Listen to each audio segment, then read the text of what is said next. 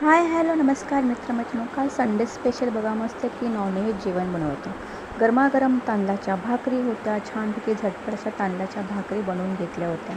टम्म फुगलेल्या अशा मऊसूत अशा टम्म फुगलेल्या भाकरी बनवून घेतलेल्या आहेत. बाजूला कोळंबी आणि कोळंबीचा रस्सा आणि छानपैकी बघा मस्त की चिकन सुका तवा फ्राय केला होता. तर कोळंबी बघा याची पण डिटेल रेसिपी टाकलेली आणि तुम्ही बघू शकता. इथे चिकन तवा फ्राय बनवून घेतलेला साधंसं भात होतं. असं साधं सिंपल जेवण होतं.